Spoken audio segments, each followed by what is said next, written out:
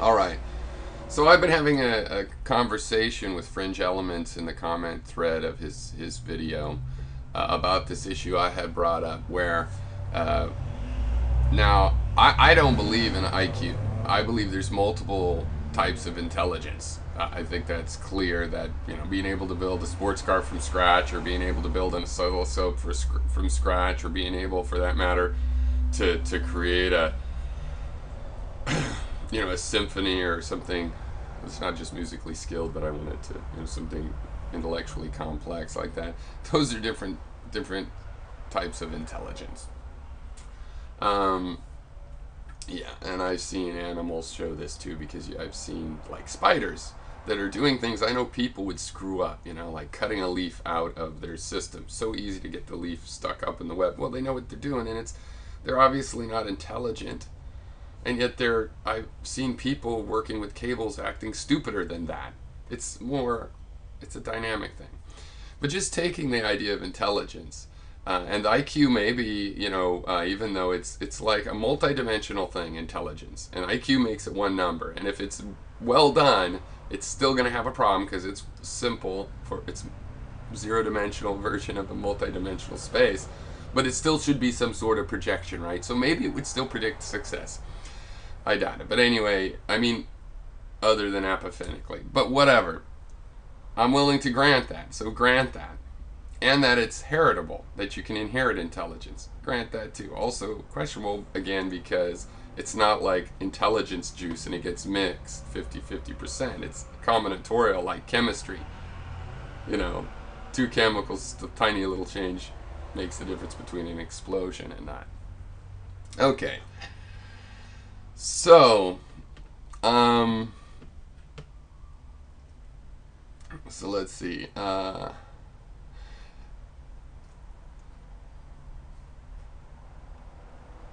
Okay, so how far back should I go was the question. So anyway, he says, no, the best predictor of a child's adult IQ is the IQ of their parents and the average IQ of their parents' races. For example, if two blacks in the U.S. with 20% white admixture with the combined average IQ of 120 have a kid, the best predictor for that kid's IQ would be 120 plus 85 divided by 2 equals 102.5. For two white parents at 120, the best predictor for the kid would be 120 plus 100 divided by 2 equals 110. And yes, this is what we see. This is why blacks have a hard time sustaining success intergenerationally. So, my point being, though, if all of the high IQ people go and have their own nation, you're going to have a much more radical. If all those 120s go together, you're going to have a better result in IQ, according to his principles, than if a bunch of people with the same skin color and foreheads all get together. In other words, to select for the property, you have to get a group, an interbreeding group, that shares that property. If the property is skin color and forehead, then that's the one you're going to get. And intelligence is just going to drift.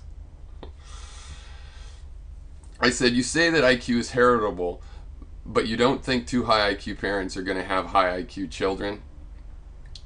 Okay. His answer,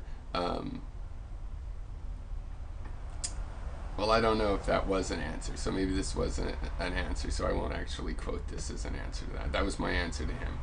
But I said, let me inform you, the primary issue in this sub-issue is the mean of what? And he says the racial mean, the breed mean, the population mean, the breeding population that the parents come from. It regresses to the racial mean.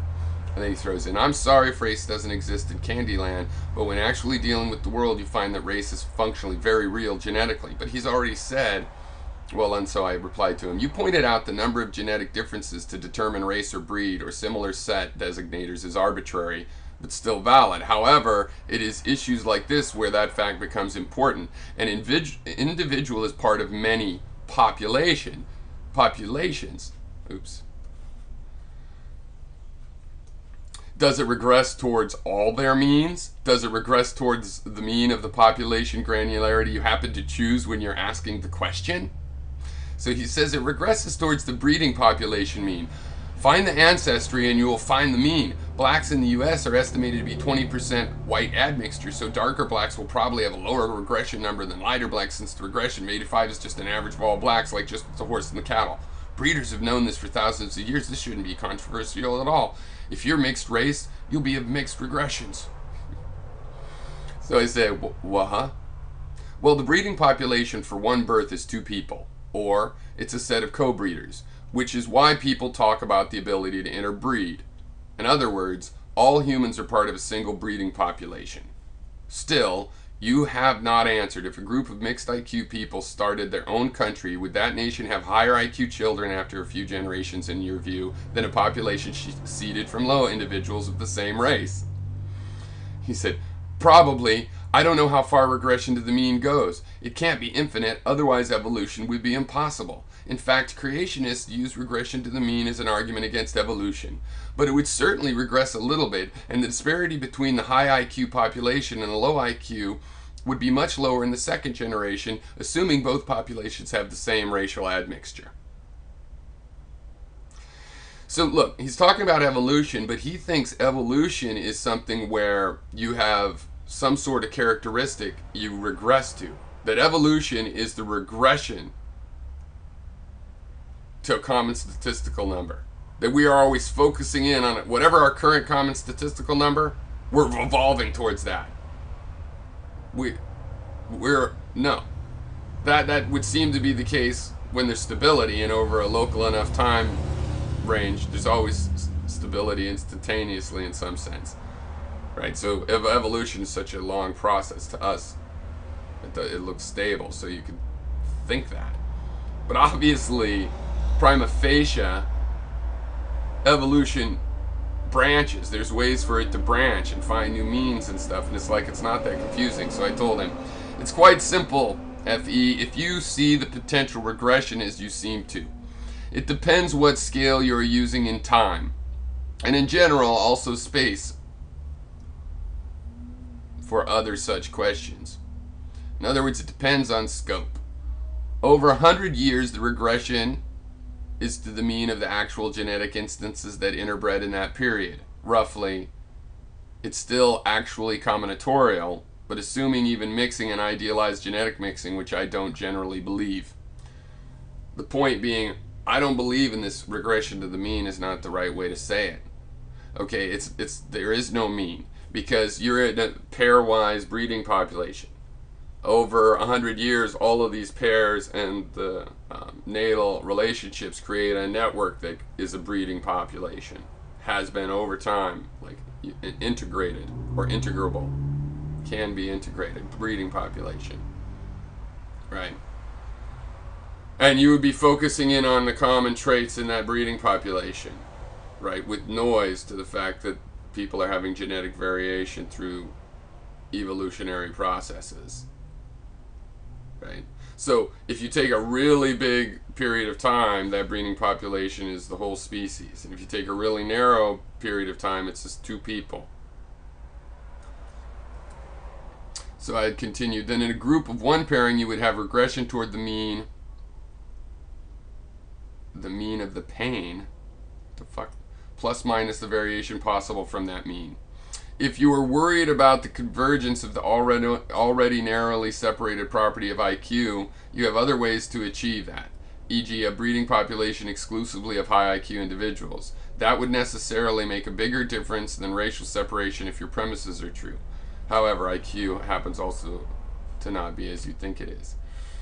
So his answer was, I'm blocking you. You're intellectually self-centered. Well, where am I supposed to be intellectually centered? In someone else's self? In the clouds?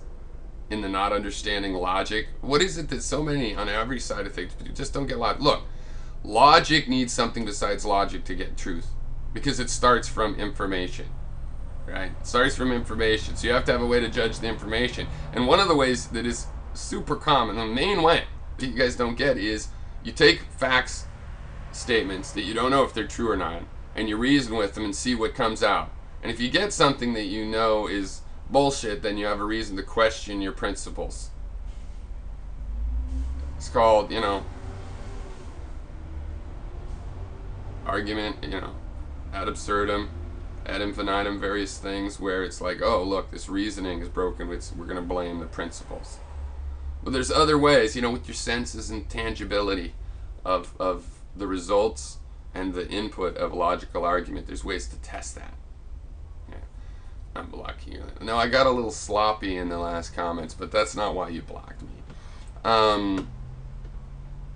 Yeah, I honestly think that Fringe Elements gets it. He realizes that if we're trying to argue for high IQ populations, that we would just have to do that. I think he understood when I brought in time, that it's the scope of time over which you judge that tells you what the real breeding population is.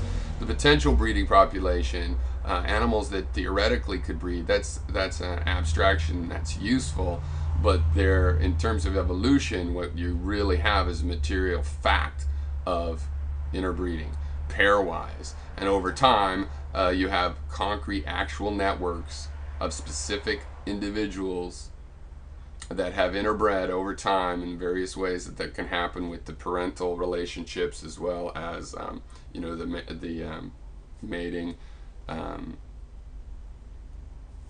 They both together make this network over time that has people, and you can look at this as a genetic group, and you can expand that group however you want.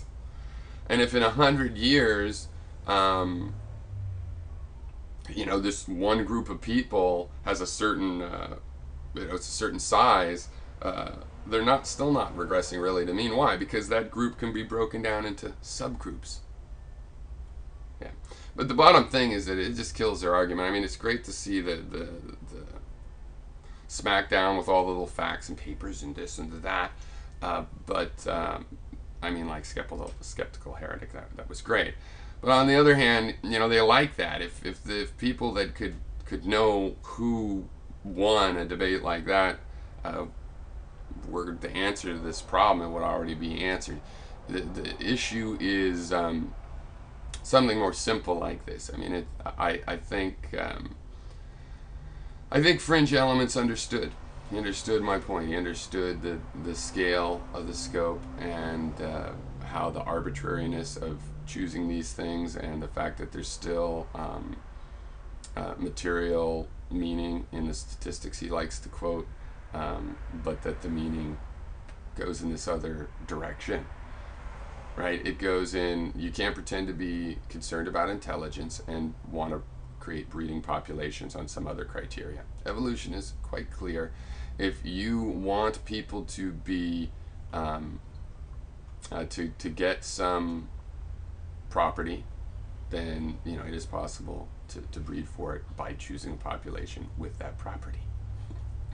But, you know, the idea that you can just arbitrarily take some other group and say because it's slightly high, that's not, you have to actually select the group for that property.